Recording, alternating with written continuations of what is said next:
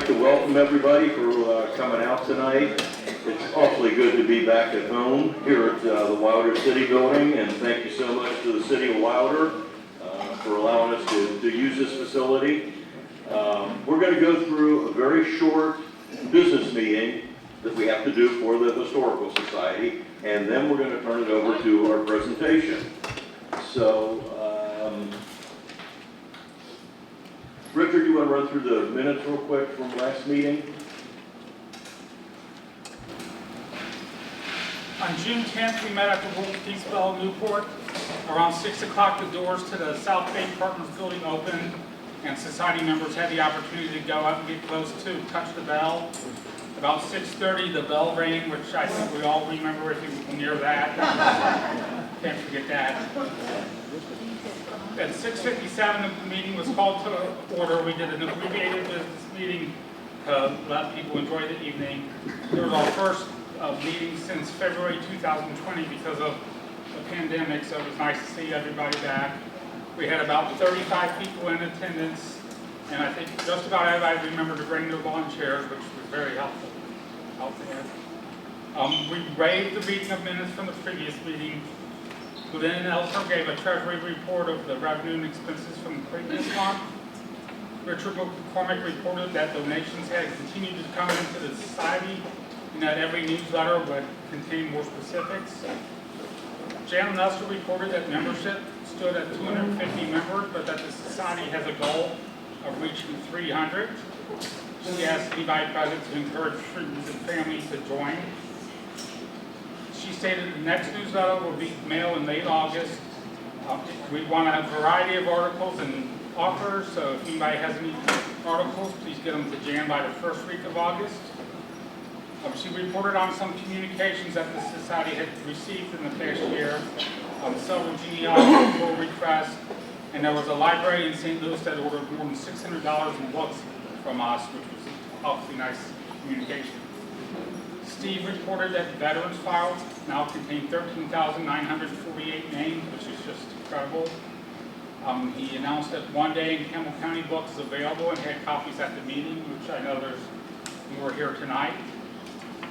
He told guests that the next 3 membership meetings were scheduled to take place at the Riley building tonight. Obviously, I know August and September will have more details as this meeting goes on. He mentioned that the society had been going under a 2023 strategical planning process. One of the main emphasis is the need for more volunteers, which we've seen in the last couple of weeks. Steve introduced Susan Walters, our volunteer coordinator, who will meet again tonight. And then at that point, Steve turned the meeting over to Joyce McMillan from the South Bay Partners. She just gave a brief history of the Rural Peace Bell and what South Bay Partners is, and answered questions from guests. The meeting adjourned at 7:38. Thank you, Richard. Glenn, you want to do a quick treasurer's report?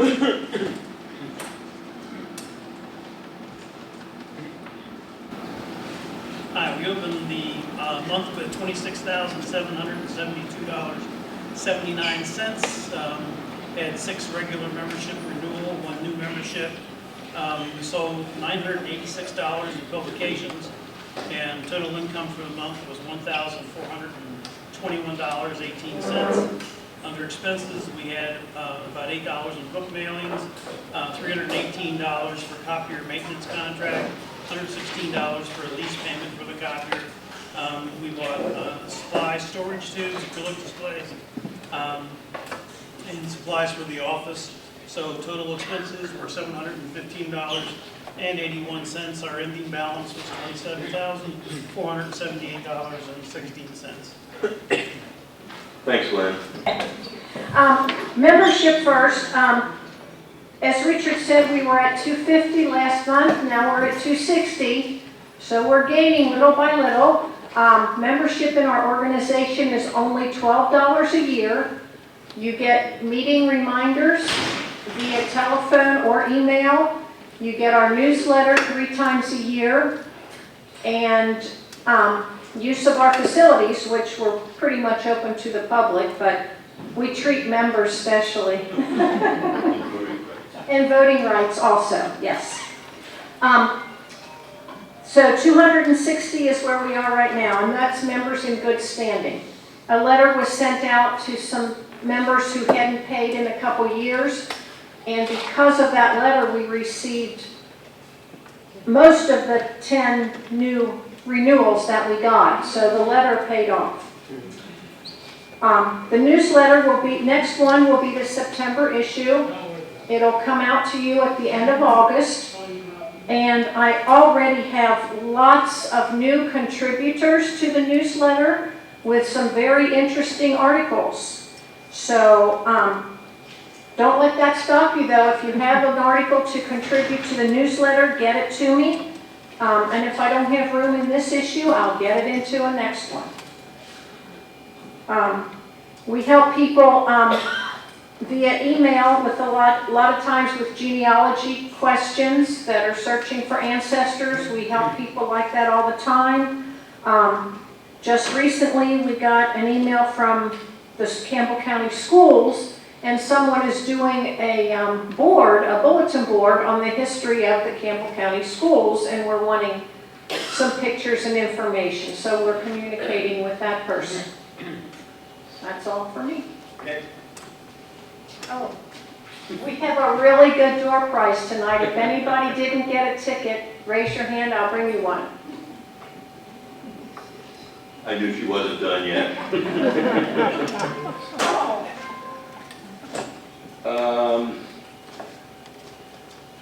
Okay, we said we were going to make this short and sweet.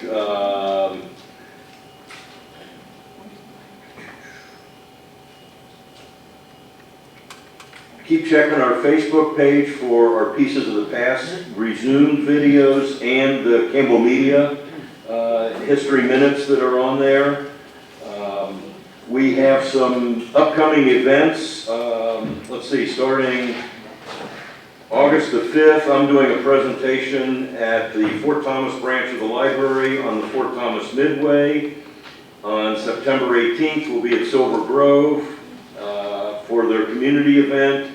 We'll be at the Senior Citizen Picnic like we always are. The Newport Arts and Music Festival is Saturday, October 2nd. And Bellevue is doing a big craft festival up and down the avenue on October 9th, and we'll be there. Upcoming meetings. The August meeting right now is open. I'm waiting on an email back from the young lady I've been speaking with over at Spring Grove Cemetery to see if we can get that arranged. September's going to be a little bit odd. We're going to be at New Riff Distillery. They're in whatever they call that, Newport, Bellevue. I'm not sure. They keep changing the words on it, or the location. The difficulty there is that they have room for about 150 people, and they're opening it up to their email list and their address book as well. So I've asked them to allow us to sign up first, but you gotta sign up for it. So as soon as we get the information about how to sign up, I will pass that on to you so that you can get signed up first before they open it up to the general public. In October, Jan has made arrangements for us to go to Harlan Hubbard's little studio in Fort Thomas, little tiny place, so we're going to go like 3 people at a time in there. But that should be really interesting. In November, since it's Veterans Day, we have an author coming by the name of Michael Autry, who grew up in Dayton. He got held back 3 different times in school, finally quit school at age 16, and then found himself in the military and then became a Newport police officer. So he's going to come and talk to us about his trials and tribulations. And then December will be our holiday social. And I think everybody knows that the woman that is speaking for us tonight is with the Cincinnati Art Museum. And I'm going to do a little plug for the Art Museum before she gets up here on, is it open tomorrow? The new... Members opening is tonight. tonight. Tonight. Tomorrow's open to the public. And tomorrow's open to the public. I don't know if you, has everybody seen the movie that George Clooney did on, what was the name of the movie? Monument Men. Monument Men. Yes. about all the artwork that they saved during World War II. This is the rest of the story. And that's what their exhibit is on up at the Art Museum, and I can't wait to see it. Because some of that artwork was ordered to bring back to the United States, and the man who was heading that said, wait a minute, you're doing the same thing that the Nazis were doing, and he got really angry about it, but it came back to this country, it was shown, but then they made sure they got it all right back to the correct people. So this should be a fantastic exhibit. Enough of that, you can plug that yourself then. Our speaker this evening is a woman I've been speaking with for a little over a year now. Her name is Kristin Spangenberg. She is the curator of prints at the Cincinnati Art Museum. She has been doing this for over 40 years now. Did I read that right? Yes. And you're only 32. She has researched, contributed, and edited to a book on Strobridge Lithographing Company, which was a competitor of Donaldson. So she's quite familiar with the Donaldson people. And I would like to welcome all of the Donaldson descendants that I see out here. There's a good number of you. And thank you so much. We're going to talk about this a little bit. They brought some pieces of Donaldson work along for all of us to take a look at. So with that, Kristin, I'd like to turn the microphone over to you. And while they're moving, I just want to say that I feel like I'm bringing back, or paying back Kentucky. My grandfather, on my mother's side, came from Bellevue. The house still exists, one of the houses still exists. So I feel like I'm giving back this evening. So, if I'm going to spend time researching one printing company in the greater Cincinnati area, at the same time, if I saw something from another printing company, I made sure that I made a note on it. So that is fortunately a resource that I had to go back to. So, Donaldson Lithographing Company, according to Billboard ad, December 6, 1902, was the leading and largest show printing house in the world.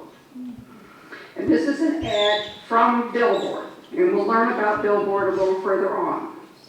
It was in Newport, Kentucky, opposite Cincinnati.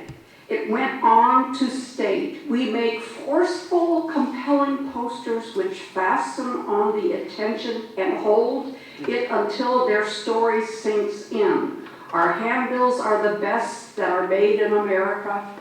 And so my lecture today focuses on the legacy of this company as it reverberates today. And so we will start, next slide, please. There. Okay, well, I want to be sure that everybody understands a little bit about lithography. This is a print by Nicholas Jacob of Alois Senfelder, done very early on in the invention of the process. For 2 centuries, printing techniques were used for visual communication.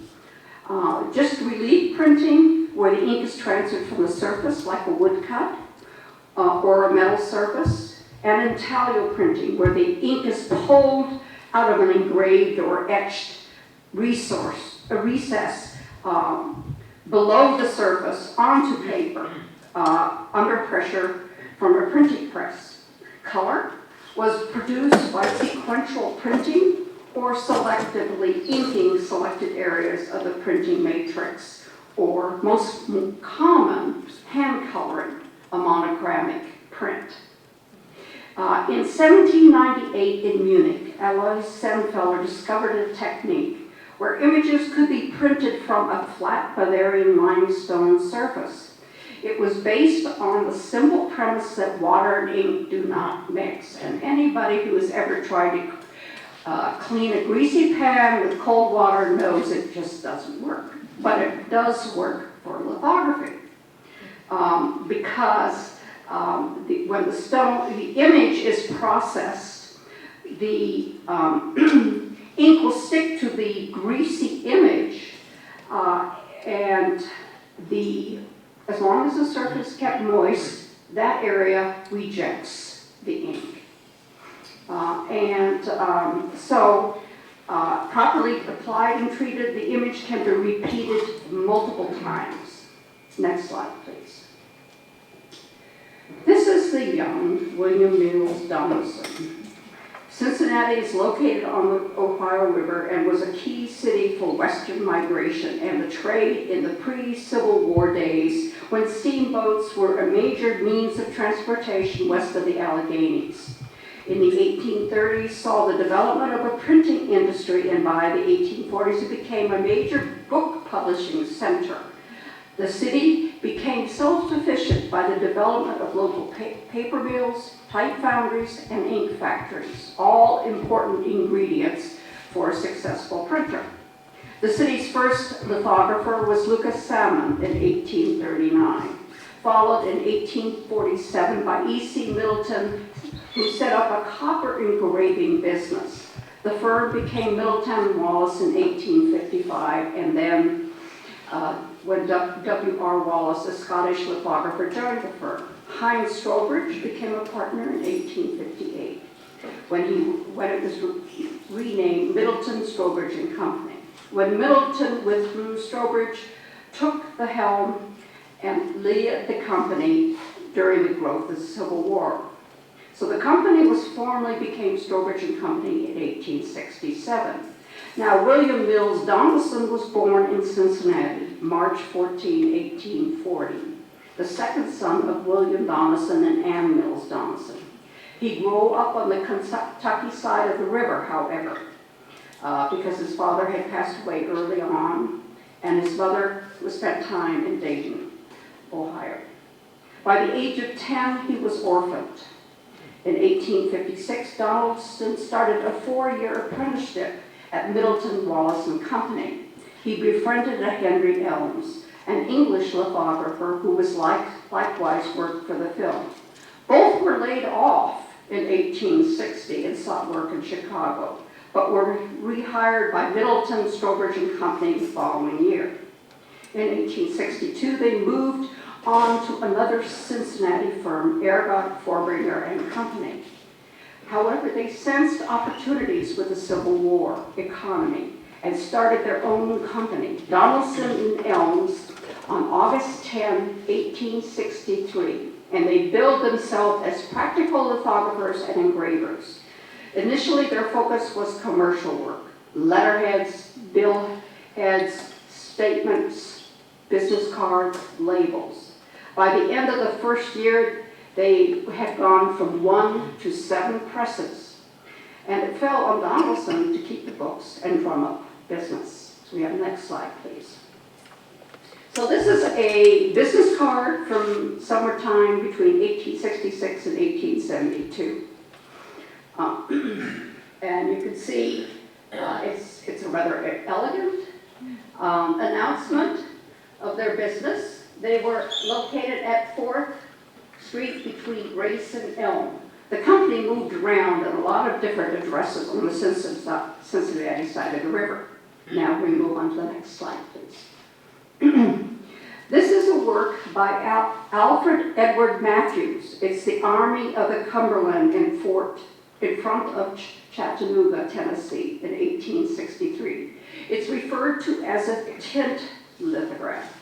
And this was a speculative production on the part of the firm. They added to their inventory patriotic portraits, battle scenes. At the time, it was referred to as black and tint, as it referred by the trade. And basically, it was a black stone with a tint stone. So you see the black image drawn and then sort of overall sort of tan color to the background. Next. And this is the work, another work done in 1864. Again, a tint lithograph, and it's of Lieutenant General U.S. Grant. So these are two early examples of what the company was producing. Both of those are in the Library of Congress. Next, please. Now, just to give you an idea of the differences in press, on the left is a hand press. I personally have actually printed from stone on a hand press, but I've never used a steam press, which is a lot more complex. Using rolls of paper, I can actually cut the paper and prints multiple colors. So next slide. After the war, they acquired their first steam press in 1868. Ergot and Forbringer had the first one in Cincinnati that same year. And they began producing decorative chromolithographs, sheet music, advertising, and theater posters. And not surprisingly, labels for tobacco and cigar industries. And you see two wonderful examples here from 1872. Next slide, please. Now, there was a change in 1872 when Elms died, and the firm became William M. Donaldson the following year. He had to have, of course, work out an arrangement with Elms' widow.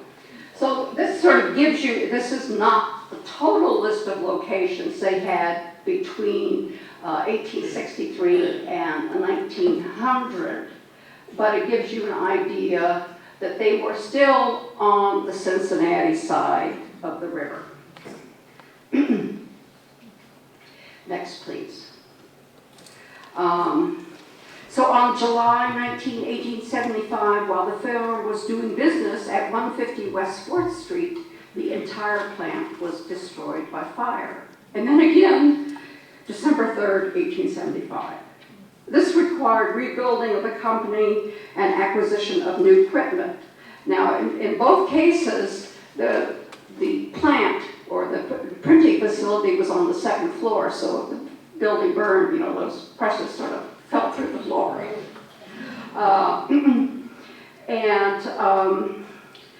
They were insufficiently covered by insurance. However, the company did move forward. And you can imagine that a printing facility is a disaster waiting to happen because they were not illuminated by electric light and all of the chemicals and paper scraps sitting around.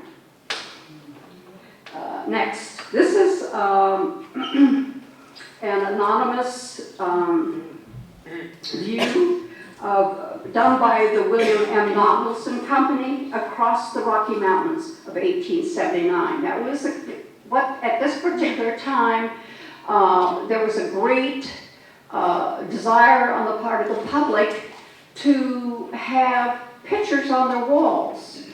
They couldn't necessarily afford a painting, but a nicely printed multicolored print, as in the case of this, across the Rocky Mountains. And you have to think, 1879, the railroad didn't even run across the country at that point in time. And you'll see that there is the steam train about halfway up on the left, and on the right, just beyond the little waterfall on the right cliff, there are a couple of Indians standing there.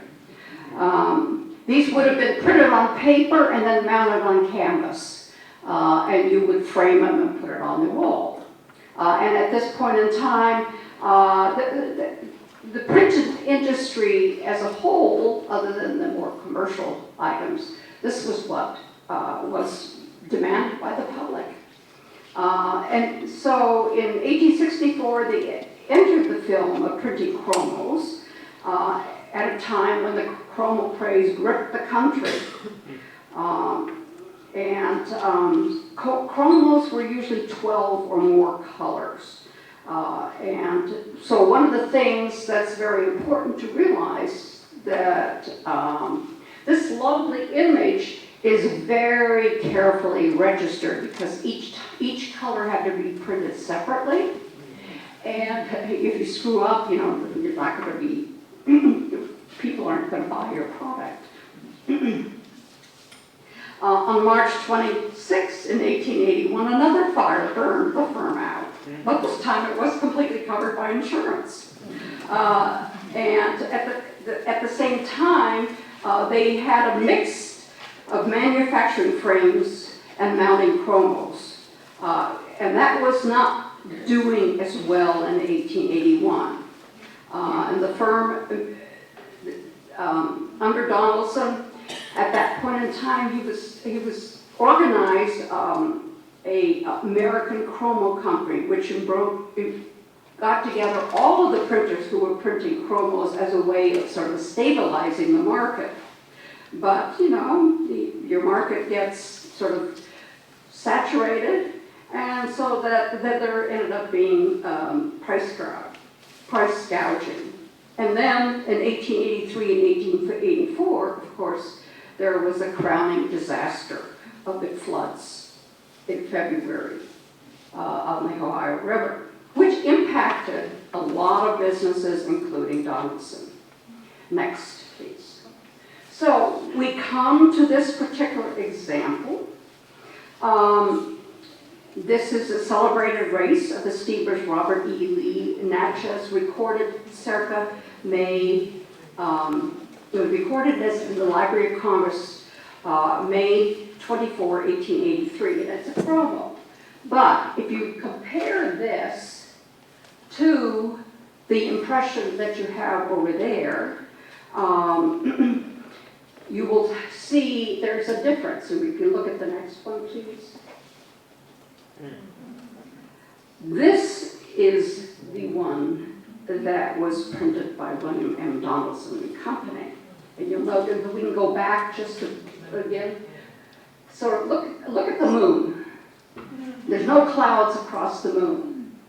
But if you go into the next one, there's a cloud. It's a lot more, it's a more dramatic moonlit scene of one of the greatest American gambling events of the 19th century. The race from New Orleans to St. Louis between the rival steamboats Natchez and Robert E. Lee left Crescent City at 5 p.m. on June 20th, 1870.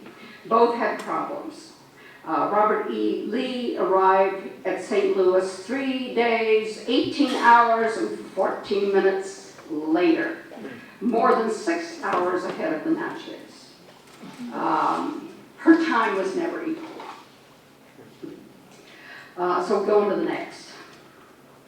I'm not sure, oh wait a minute, oh, go back again. Okay. I'm not sure of the date of the Donaldson print.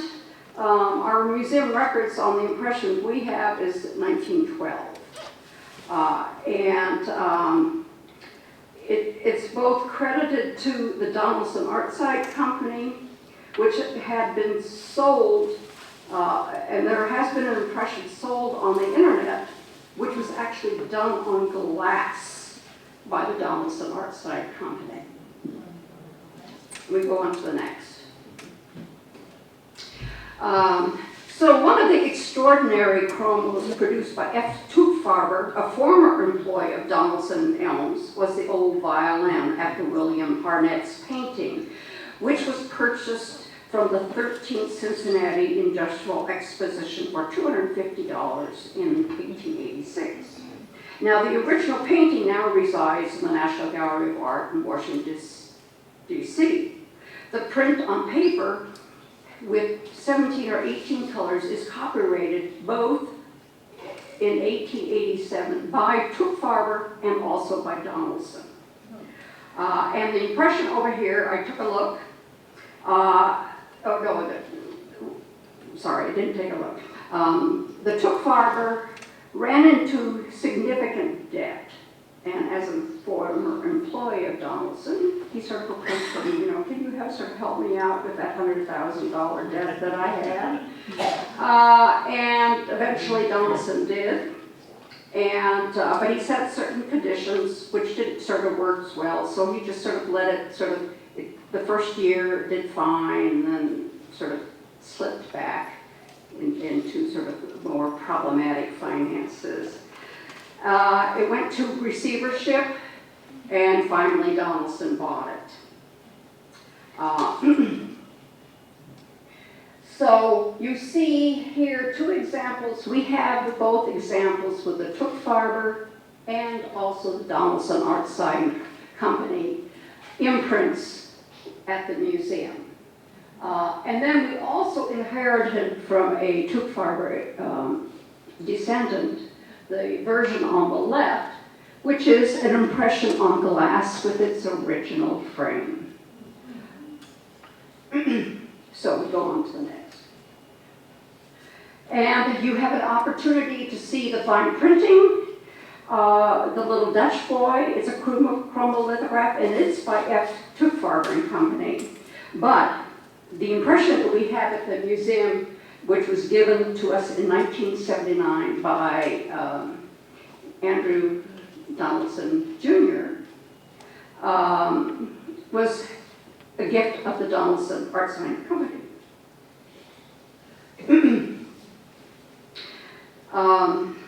So anyway, probably about 1913, they were located, Donaldson acquired the old Central Covington stockyards, and in 1914 built an additional 50,000 square foot building that would eventually employ 200 workers.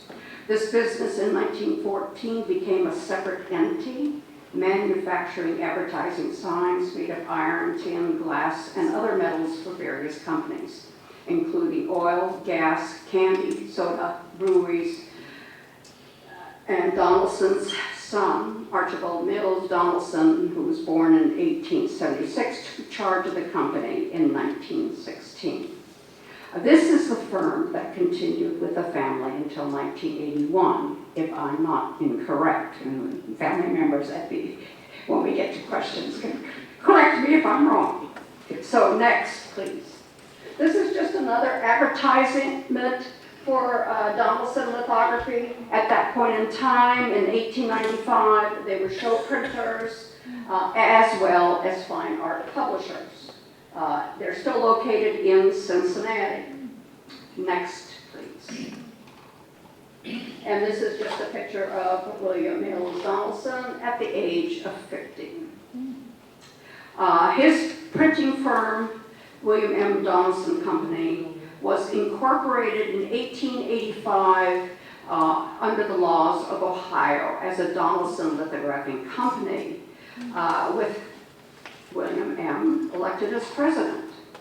With a move to Sycamore and Canal Street, the firm occupied the same building as the Inquirer Show Printing Company.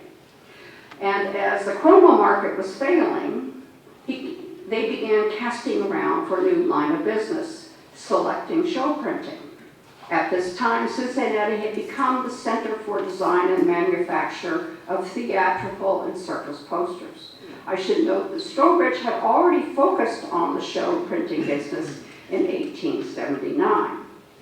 Donaldson would have entered the specialty business, but he concentrated on high-end stock posters. This was a special niche for the company. Stock posters give any showman a design to which they can add their title and the date of the performance. According to Billboard, the first circus order for Donaldson was W.E. Franklin. That would have been Franklin and King and Franklin Circus, which was active from 1887 to 91. Next slide, please. So the company is still in Cincinnati, and this is just another ad from Billboard. We'll get to what Billboard is shortly. Saying that it's a high-class lithograph posters, headquarters in Cincinnati, Ohio, but notice where the branch offices are.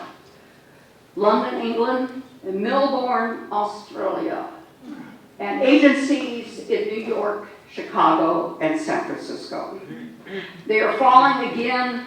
At that point in time, Strobridge likewise had offices in London and in Australia. Next, please. Now, this is an example of a stock poster. It is, obviously, the name is very high and prominent. Every single poster has a little Donaldson insignia somewhere, usually in the bottom, right or left. And this particular poster gives you an idea of what you would pay for using the stock poster. If you bought 25 copies, it would cost you $2.75. If you bought 1,000 copies, it would cost you $55. This is right in the middle of the time when the safety bicycle and pneumatic tires provided comfort and speed and led to a bicycle craze for both men and women around 1890. Donaldson posters were prepared to help businesses move merchandise. And of course, I pointed out the imprint in the lower margin. So next slide, please. This is the earliest circus poster I can find on the left. It's an iron jaw performance in the circus where the performer actually puts something that they hold with their teeth, and that's it.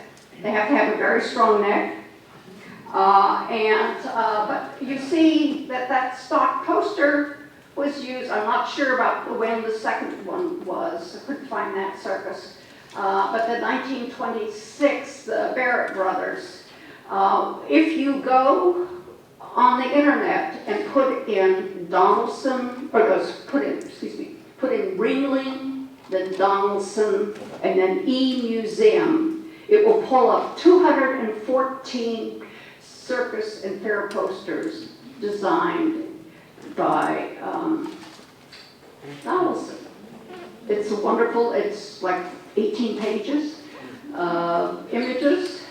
So all three of these images come off of that particular website.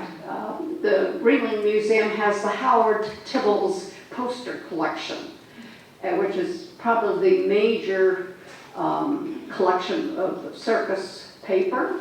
And one of the things you have to remember about a poster is that it's one-time use. It gets posted and gets destroyed by the elements, by light. So, the fact that there are 214 on that particular site means that there are 214 that have survived. Let's go on to the next, please.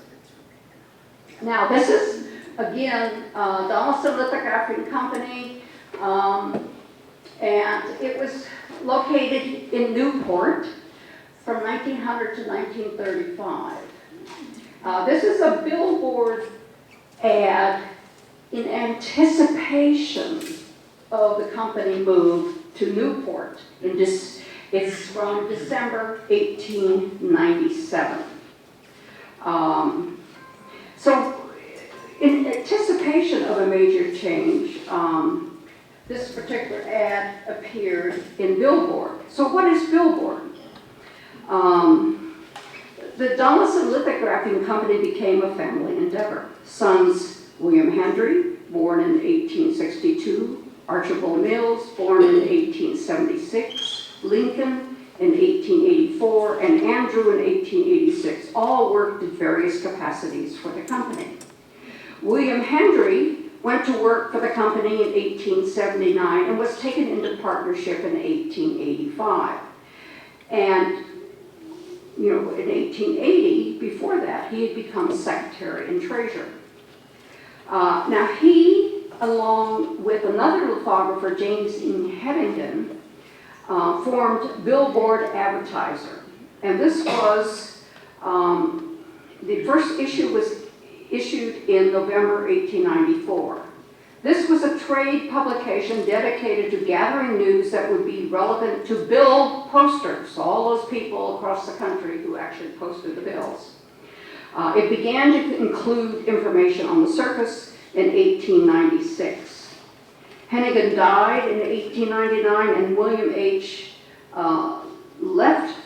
took over the left the lithographing company in 1903 to devote his entire time to billboard. And in the early 20th century, it covered the entertainment industry, including circuses, fairs, vaudeville, burlesque shows, and in 1907, the motion picture industry. Today, it continues, but its focus is the music industry. Next, please. Billboard was a convenient place to advertise. So this is an ad that appeared January 1, 1899. And it says, posters for anything under the sun. Posters from wood, metal, or lithograph stone.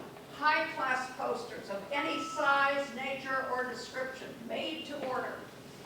And then it goes, full line of syndicated posters are also on hand.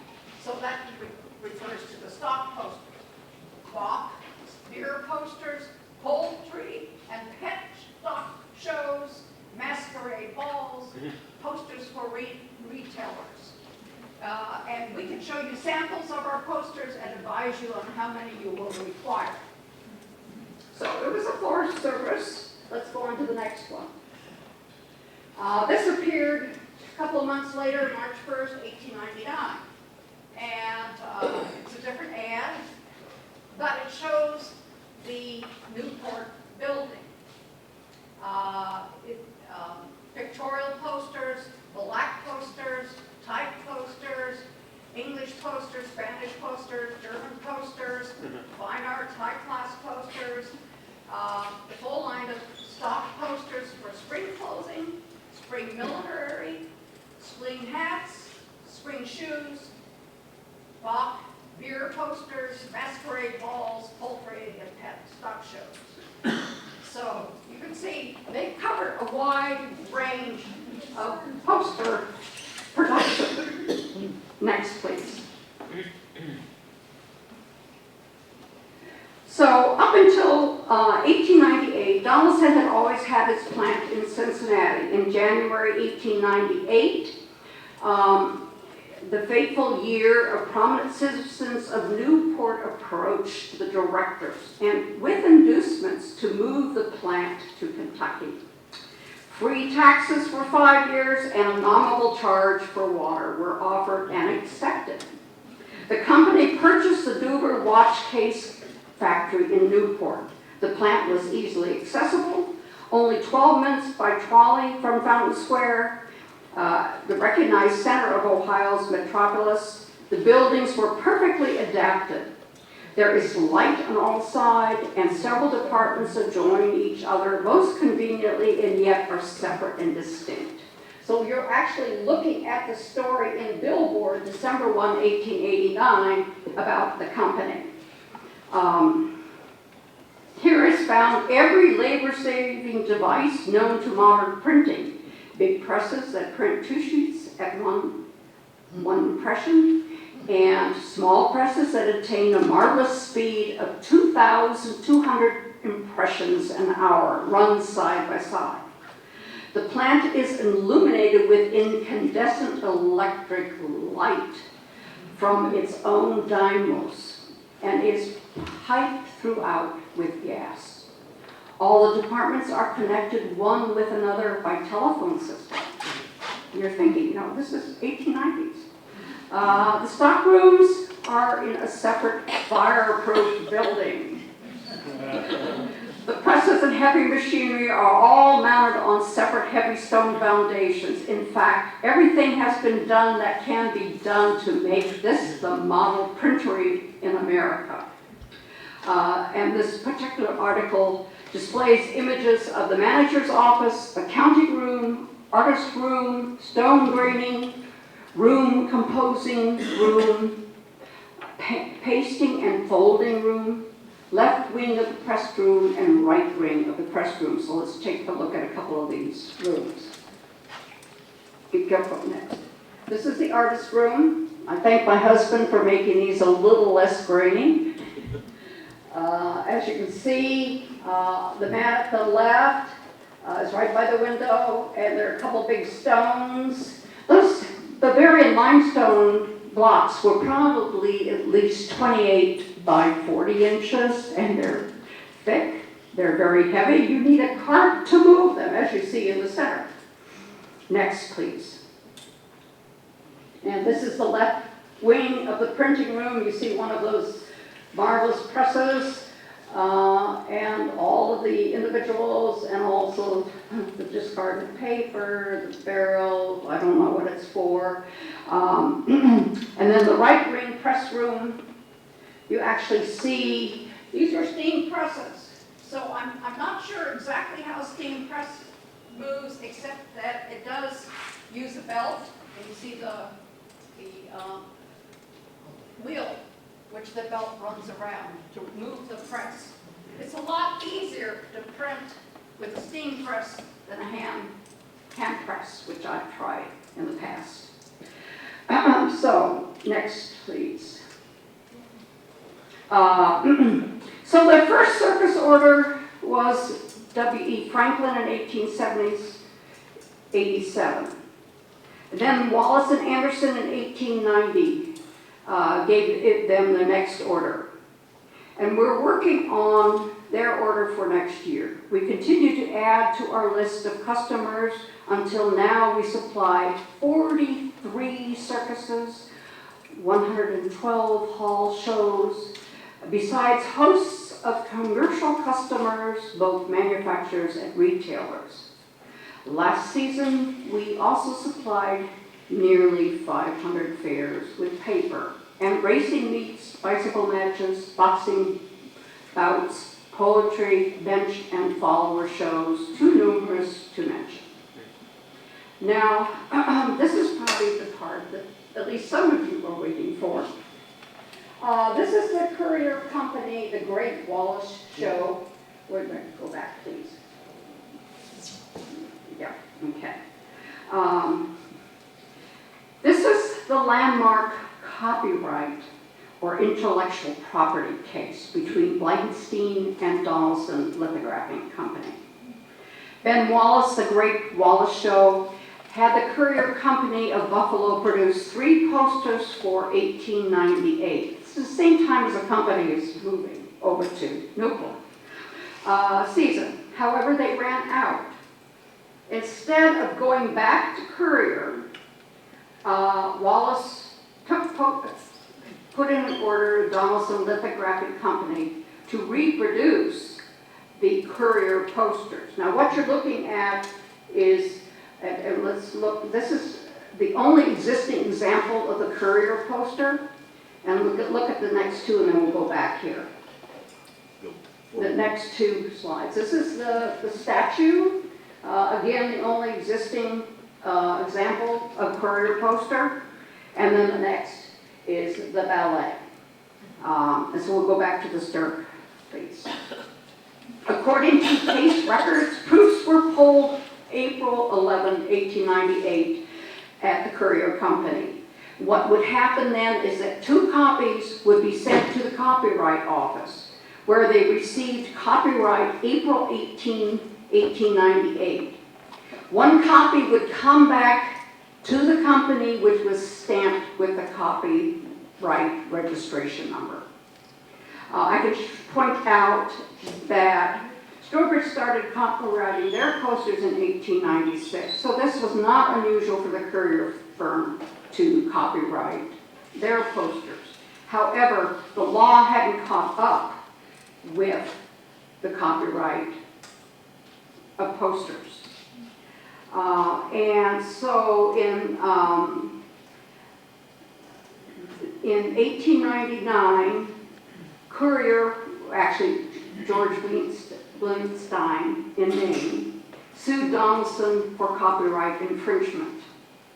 Donaldson's position was that the posters were merely advertisements, not works of art, and thus should not be considered under copyright protection until under either the Constitution or the United States or the Copyright Controlling Act of 1874. According to the Judge Walter Evans of the United States Court of Appeals for the Sixth Circuit Court, the real controversy will be whether this is a subject of copyright, whether it comes from the copyright law. The judge, Walter Evans, agreed with Donaldson and said that the posters were not fine art and consequently not subject to copyright protection. The case was heard at the Sixth Circuit Court December 13, 1899, and an opinion was rendered shortly thereafter, at least by the printed record is May 1890. Now, Evans also stated that let's move on to the living statues. Okay, the living statues and the ballet posters were immoral, writing the court cannot bring its mind to yield to the conclusion that such tawdry pictures as these were ever meant to be given the enormous protection of the exclusive right to print them. Courier appealed to the Supreme Court of the United States. A majority opinion was delivered February 2, 1903. It was written by Justice Oliver Wendell Holmes, Jr. For the first time, the ruling established that advertising was subject to copyright protection. It would be a dangerous undertaking for persons trained only to the law to constitute themselves final judges of the work of pictorial illustration outside of the narrowest and most obvious limits. At the one extreme, some works of genius would be sure to miss appreciation. Their very novelty would make them repulsive until the public had learned the new language in which their authors spoke. It may be more than doubted, for instance, whether the etchings of Goya or the painting of Manet would have been sure of protection when seen for the first time. At the other end, copyright would be denied to pictures which appealed to a public less educated than the judge. Yet, if they command the interest of any public, they have a commercial value. It would be bold to say that they have not an aesthetic or an educational value, and the taste of the public is not to be treated with contempt. John Marshall Harlan wrote the dissenting opinion. He concurred with the Sixth Circuit that advertising posters would not promote the useful arts and hence were therefore not fine art, for which the Constitution permitted protection. I can only tell you today, the Cincinnati Art Museum does have posters in its collection. Next slide, please. And that's the ballet poster. As I say, all three of those posters were part of the lawsuit. Okay. The Library of Congress got the Copyright Office stacks of their posters. They made a selection and obviously decided to preserve those three posters. If you go on the internet, you will find multiple entries on that particular case, the Supreme Court's case. It was a lot harder to find anything on the Sixth Circuit case, which is where I found the dates where it had been the posters had been printed and where they had been copyrighted. Somehow that's glossed over on the Supreme Court end. Next, please. Okay, so this is Adam and Forepaugh, Sells Brothers, the Walensky Troupe of 1906. To protect the printing industry, Donaldson and Courier were among the major printers of the time who formed a holding company with New York capitalists known as the Consolidated Lithographing Company on March 25, 1905. While the companies operated independently, they did control 90% of the theater and circus billing and were competition for Strobridge that did not join the Consolidated Lithographing Company. And then on May 27, 1905, the Kentucky Post carried the following story. The Consolidated Lithographing Company, with a capitalization of $7 million, has acquired all the stocks of the concern. The taking over of the Donaldson Company is significant, as indicating that the merger of all big show printing and lithographic plants in the country has been brought about. The new company's main offices will be located in New York, and at the recent election of officers, William M. Donaldson, president of the Newport Company, was chosen president. Well, of course, that's not agreed upon on another city's news story. I don't know the actual structure of the company, except that there was more than one president.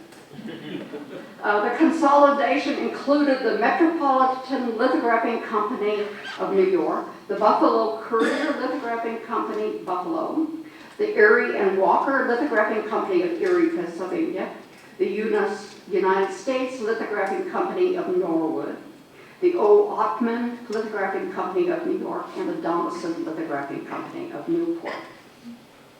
And then it goes on to say, concerning the rumors that the Newport plant will be closed, Donaldson states that there was no foundation for such statements.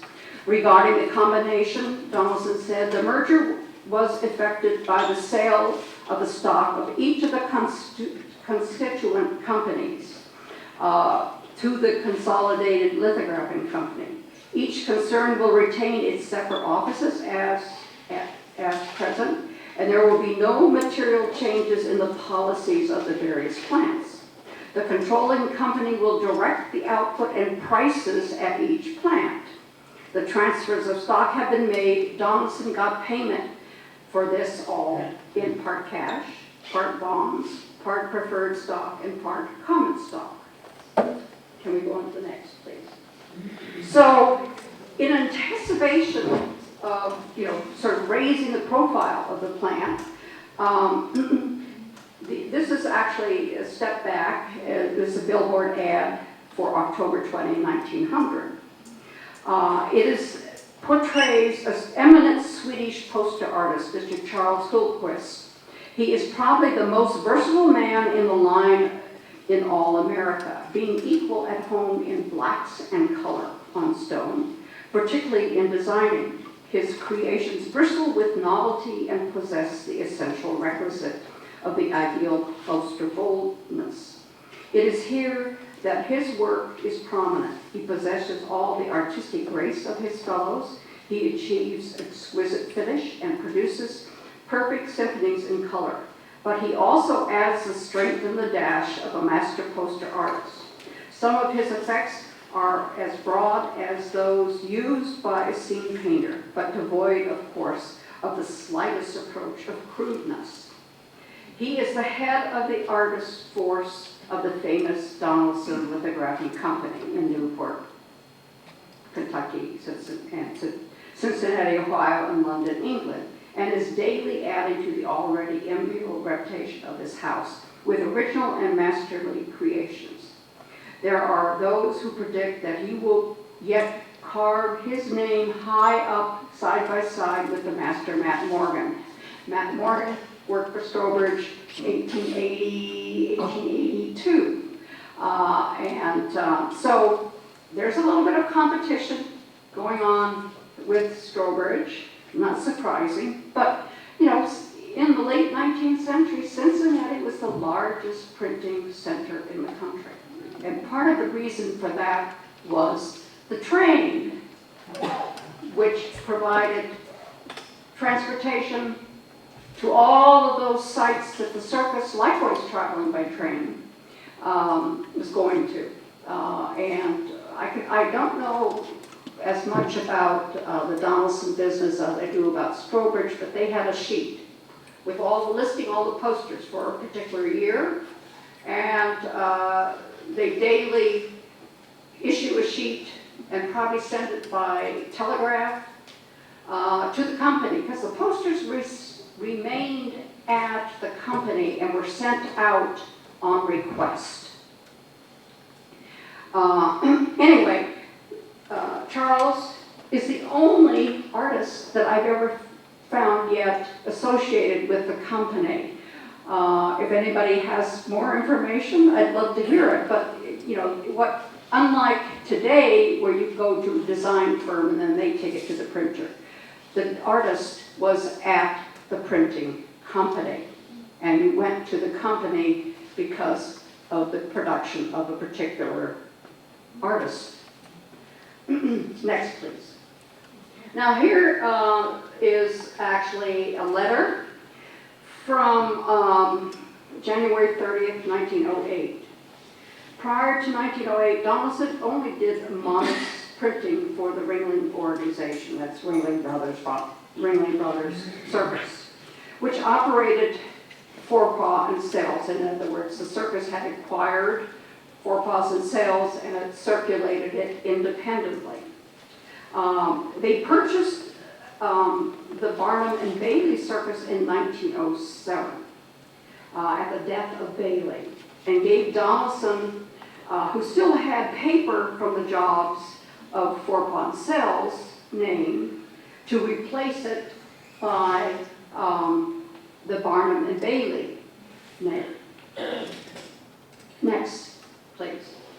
So here is an example of the billing of Donaldson's Lithographing Company. It lists probably, the first column probably lists the poster ID number, 439, 450.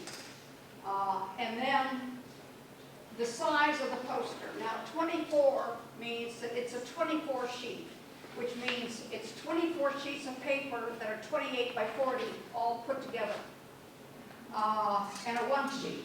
And so each poster would have a name, and then so for a one sheet, it looks like they were being charged $13.73 in 1908.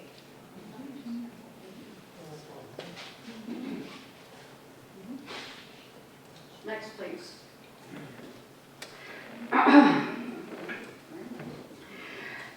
So that was the accounting of what was left at the end of the year, because that was October 30, 1908. And the circus year was, say, end of April, May, you would have sort of soggy lots to put up your tent. And it would end sometime in October. The circus would plan their route and would have the posters sent out maybe 3 weeks in advance to paper the town, letting the citizens know that there was going to be a circus day and everything would close down. So, this is, however, a story that you may not know. This was a Ringling Brothers poster from 1909. With the sale of Barnum and Bailey, Donaldson and partners had the opportunities to secure work from the new monarchs of the circus to promote their shows. In other words, while Barnum and Bailey were both gone, the Ringling Brothers owned the circus, but they still ran them separately.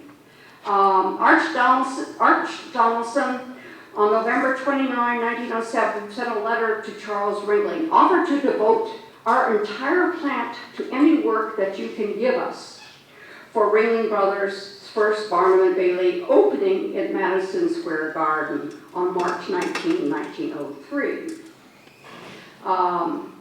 3 of the holding companies, Currier, Russell and Morgan, and Donaldson, were contracted to supplement the work executed by Strobridge. On January 6, 1908, Charles Ringling wrote Donaldson, informing him that 22 lithograph designs ranging from 1 sheets to 24 sheets would be needed for the coming season. 8 of those designs for Ringling Brothers for an opening in Chicago Coliseum on April 2, and 14 designs for Barnum and Bailey. The artwork was to be done by Currier, and the posters printed and shipped by Russell and Morgan and Donaldson. For each poster larger than a 3-sheet, 200 copies were required. For 1 sheets, 5,000 copies each. The total order was 62,000 posters at a cost of 3.5 cents for a 1 sheet and 72 cents for a 24 sheet. Unfortunately, the consortium missed the deadline for 10 posters. Charles' ringling response was, "We are astonished by this and cannot understand why so few of them are done." Following the 1908 season, Ringling entered into an exclusive arrangement with Strawbridge Lithographing Company, which was to continue for 20 years. As a result, there was one exception, and William H. Donaldson made a trip to Baraboo, the winter quarters of the Ringling Brothers. His charm resulted in a 1-sheet poster which was used for the March 10 opening of Ringling Brothers for the first time in Madison Square Garden. In other words, Barnum and Bailey had a monopoly on the opening of the circus season for several decades. And it was only when Ringling Brothers bought the Barnum and Bailey Circus that they ever had the opportunity to open in Madison Square Garden. So next, please. So this is a 1914 letterhead, and you can see they're listing themselves as lithographers and post printers of all processes. Lithographing Company, commercial, circus, and theatrical, having an office in Newport, Kentucky, New York, and London. Next, please. So here we have another example of a stock poster, again from the Ringling E-Museum for Donaldson. And you can see that I was able to date, again, 2 of the posters, one from 1917, and they used the same design, I don't know what year, from Buffalo Ranch, Real Wild West, and then in 1906 for the Heritage Brother Circus. In a letter to Charles Ringling, December 16, 1911, Donaldson wrote, "It has been some years since we have done any business with your shows, and it has always been a regret to me that we lost your business. I understand well your reasons for not patronizing any of the houses of our trust, but I would say to you that I sold all my belongings in the plant in April. I am therefore, as it were, in my establishment, simply an employee. But I have expected each year to start a new business again." Now this was in his 71st year. In 1914, he became dissatisfied with the conduct of the Consolidated Lithographic Company. But he did accept a position as president, and his sons were still officers. We have another stock poster, please. Next slide. Another one dated 1926 and 1934 uses. In the following years leading up to the Depression, the firm was split in 2 separate firms. I'm not sure the exact date. The Metal Art Company, which was the future Donaldson Art Sign Company, and the Donaldson Lithographing Company. The firm continued to produce posters. One of the last circuses that did produce posters was the John Robinson Circus, but they also did Hagenbach and Wallace, Walter L. Mann. During the Depression, poster printers kept small shows afloat by extending credit. Sometimes they ended up owning a show. In the case of Donaldson, they at least owned 1 show. Everything was sold except the Calliope was given to the Ford Museum in Michigan. William M. Donaldson died in 1931 at the age of 91. Among his last posters produced by the company were a series for the Tom Mix show in 1935. The consortium, the U.S. Printing in Norwood, formerly Russell and Morgan, and Erie Printing became because of the poor economy in 1938, consolidated the three firms, and the printing of circus posters was now consolidated in Erie, and the Donaldson Lithographing Company's name disappeared. Today, the legacy exists in the important trade magazine, The Billboard, where they did a lot of advertising, which is now focused on music. The landmark legal case, which was decided by the Supreme Court in 1903, scattered artifacts of the Donaldson Art Size Company, and the surviving posters. And on the last item that I'd like to show you is Cecil B. DeMille's The Crusades, 1935. It's a window card. It was given me by Andrew Donaldson Jr.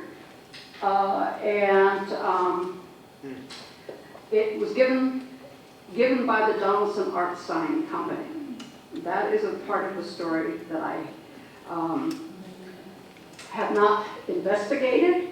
The piece does carry the Paramount copyright, but I'm sure that Andrew Donaldson Jr. was correct. So now I'm willing to answer questions, or I have just a small selection of posters that didn't make my lecture that you could just sit and enjoy and flip through. What's the preference? Question. Well, question, where is that large building? Yeah, what was the address? Their facility.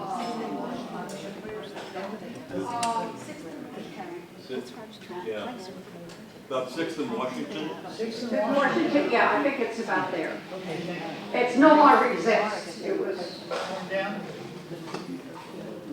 demolished.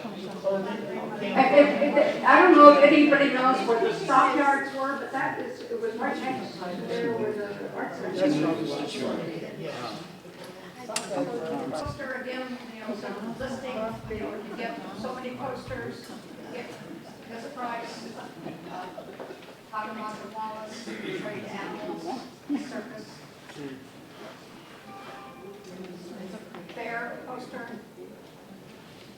It's just some beautiful artwork, though. Another fair poster from 1913. But this was the time that the company designed these things. The company, yeah, they had Today, an you artist. take this to the printer and you know. Yeah, that's one of the mysteries that I didn't pick up, is who the artist was, allegedly, except for that Charles Duclair, who I think must have stayed with the company because he's buried here in Northern Kentucky. This is one of my favorites. Yeah. Since we just celebrated the 4th of July. Right. This is another example of stock poster. Donaldson Fair, is that, everybody Donaldson family? The Donaldson Fair, is that for? Yeah, I don't know about the fair. Donaldson also had a lot of, according to his obituary, was a very civically active. And that's part of this Donaldson Lithographing Company. I didn't include a Donaldson story, but I have the obituary. Can I read that short paragraph if you'd like it? I don't know, the Donaldson, a lot of times companies had fairs to showcase their work. And it was just a big open show, you know, for buyers to come in. And that may have been what the Donaldson Fair was. Yes. And the Donaldson family has brought some samples of some of their work that I would welcome you to come up and take a look at. But Very good registration on the printing. Which the colors are, nothing's out of line, which shows a fine skill on the part of all of the people. I mean, it was a teamwork. Yeah. Got a question back here. I'm just curious, what kind of ink was used in the poster making? Oil-based, or what kind of ink was it? It wasn't water-based. It was oil-based, probably made at Alton and Wyburn. Again, you know, one of the reasons that printing flourished in this area is because there were paper manufacturers, ink manufacturers. I think the equipment had to come from afar, but you know, those other things, you know, really made it possible for the multiple of printing firms to really work in the area. Yeah, question back here. Yeah, well, my father told me that Donaldson was also a major printer of sheet music.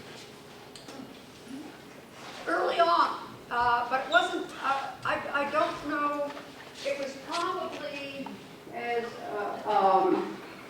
William M. Donaldson Company rather than an earlier time, because printing of sheet music was active 1840s, 1860s, and that would have been probably before they went into the poster printing. But Donaldson's name is probably associated with it. You know, all of the sort of company name changes it was a little confusing initially. Oh, yeah. Well, and printers move into a lot of different types of business. I have a question back here. They shy away from the political, because, you know. My research took me sort of more, it's a little heavy on the surface, because that's what I was working with for Stowbridge, which is where I went back to my research notes. I'm sure that they did. It's just I didn't. When you know, there's besides the Ringling Museum in Sarasota, there's the color lithography collection, which is at the Huntington Library. So there's a cluster of work there. If you go to Bach, beer posters, you just put it, Google that, and you get Bach. So, but I haven't really looked at the political spectrum to see, you know, what, but I'm sure they had the opportunity. I mean, it's just, you know, if somebody's willing to put their name on a check, I'm sure they'll. Okay. And another question over here. Yeah. You mentioned the Robinson Circus, Yes. which was a local company. Did they do much for them? Did they do much for the Robinson Circus, which was a local company? That would have been earlier. I don't know. Okay. The best place to look would be, if you go to the Ringling Museum, as I say, they have 214 posters online. The Ringling Donaldson e-Museum. You just put that in, and it'll bring up it'll bring it up. Okay. Other questions? Any other questions? Well, I thank you ever so much for a wonderful presentation.